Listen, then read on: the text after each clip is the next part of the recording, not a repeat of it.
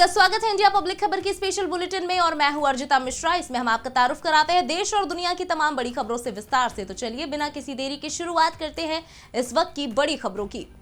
बढ़ते सबसे पहली खबर की तरफ। त्रिपुरा के मुख्यमंत्री के रूप में कुछ दिनों पूर्व शपथ लेने वाले मानिक साहा ने प्रधानमंत्री नरेंद्र मोदी से मुलाकात की। साहा ने बुधवार को मुख्यमंत्री पद की शपथ ली थी। उनके साथ 8 विधायकों ने भी मंत्री के रूप में पद और गोपनीयता की शपथ ली थी। इनमें रतन लाल नाथ, प्राणजीत सिंह राय, सांतना चकमा, टिंकू रॉय और विकास देव वर्मा और शुक्ला चरण नोएटिया शामिल हैं। लगातार दूसरी बार मुख्यमंत्री पद की शपथ लेने के बाद पहली बार दिल्ली पहुंचे साहा ने प्रधानमंत्री से मुलाकात की। उधर दिल्ली में साझा बौद्ध विरासत पर 2 दिवसीय अंतर्राष्ट्रीय सम्मेलन में पाकिस्तान के पर्यटन समन्वय बोर्ड के सलाहकार इमरान शौकत ने भाग लिया।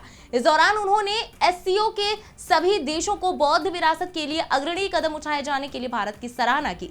इस मौके पर उन्होंने कहा कि बौद्ध धर्म को बढ़ावा देने में भारत की अहम भूमिका रहेगी, क्योंकि बौद्ध धर्म की उत्पत्ति यहीं से हुई थी। उन्होंने कहा कि मैं भारत, पाकिस्तान और अन्य देशों को हमारी साझा बौद्ध विरासत को संरक्षित करने और बढ़ावा देने के लिए सामूहिक रूप से काम करने की उम्मीद करता हूं।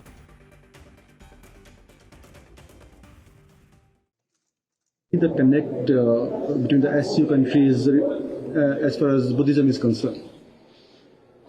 Obviously, this Buddhist civilization, if we want to look at it, is actually the first binding glue that brings all these countries and the cultures together.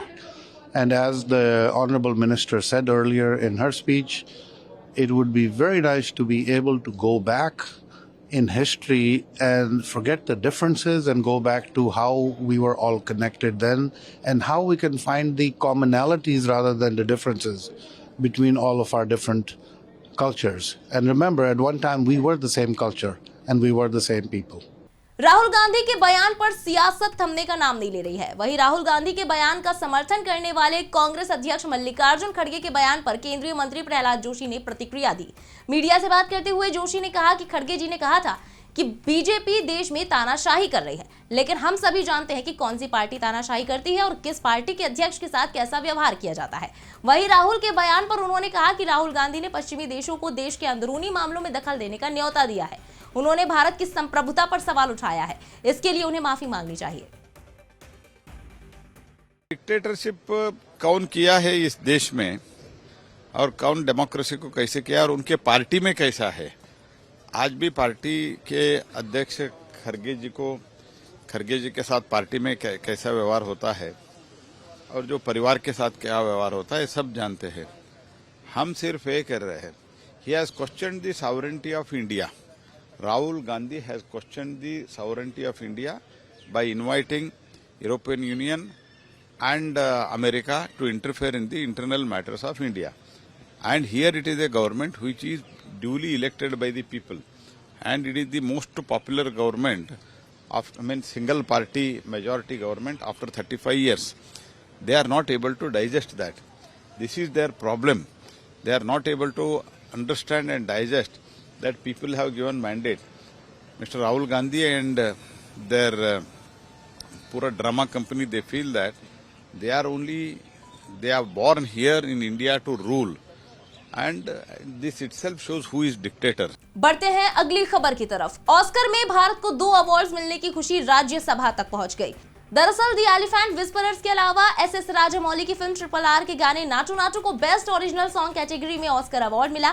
RRR के राइटर के विजयेंद्र कुमार राज्यसभा के सदस्य भी हैं।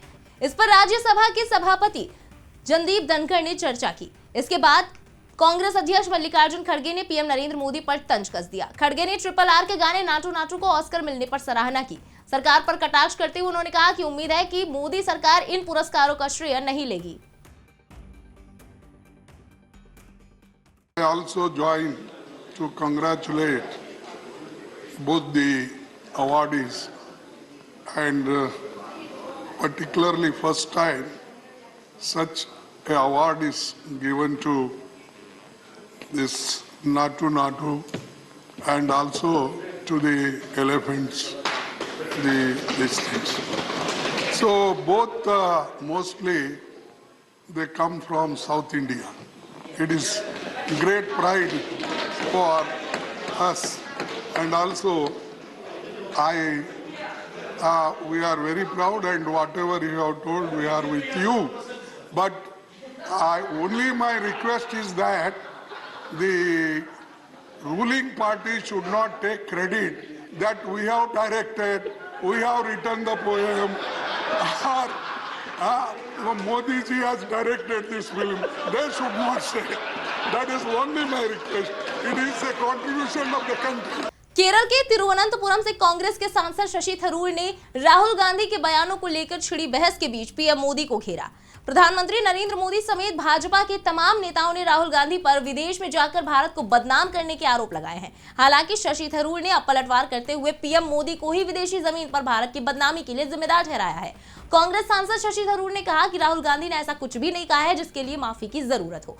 उन्होंने हमारे लोकतंत्र की स्थिति के बारे में चिंता व्यक्त की और सत्ताधारी सरकार की प्रथाओं पर हमला किया। Now, as I pointed out yesterday, I don't believe that Rahul Gandhi has said anything that requires an apology.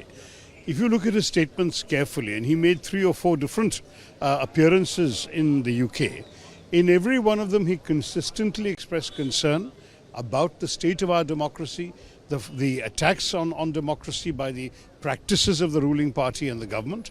And at the same time, he also said, this is our problem, we will deal with it, but you need to be aware of it because Indian democracy is a global public good.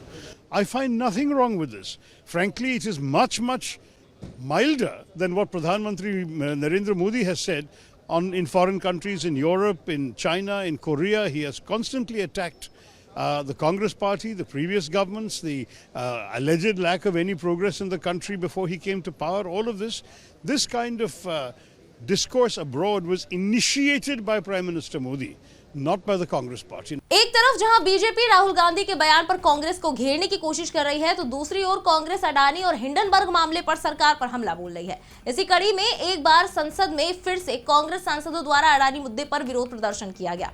इसके साथ ही कांग्रेस सांसदों ने अडानी मामले पर संयुक्त संसदीय समिति की मांग की। बता दें कि हाल ही में हिंडनबर्ग द्वारा एक रिपोर्ट जारी करते हुए बताया गया कि देश के सबसे अमीर कारोबारी गौतम अडानी की जो 7 कंपनियां लिस्ट में हैं, वो बहुत ज्यादा ओवर वैल्यूड है।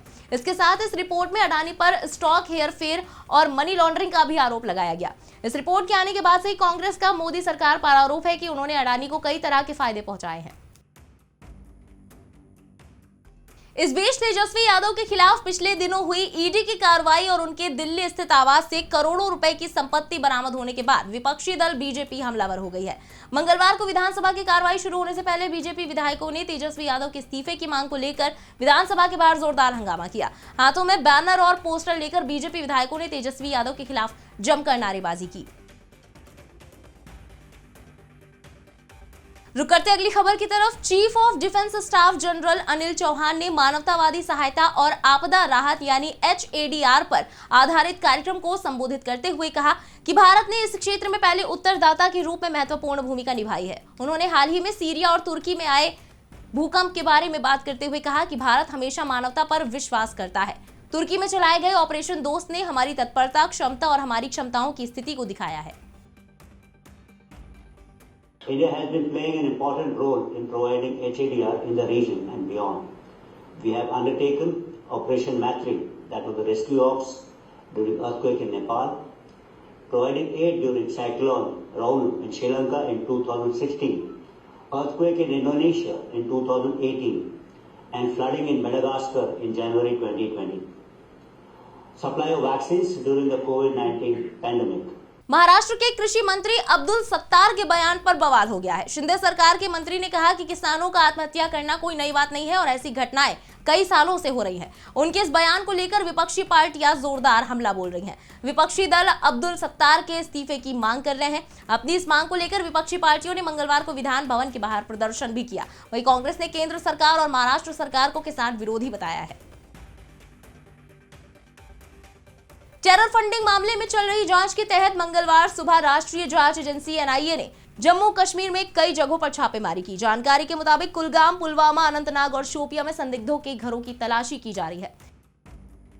इसी के साथ इस स्पेशल बुलेटिन में फिलहाल इतना ही, लेकिन देश दुनिया की खबरें अभी बाकी है, इसलिए सब्सक्राइब करें इंडिया पब्लिक खबर के YouTube चैनल को और बेल आइकन दबाना बिल्कुल न भूलें।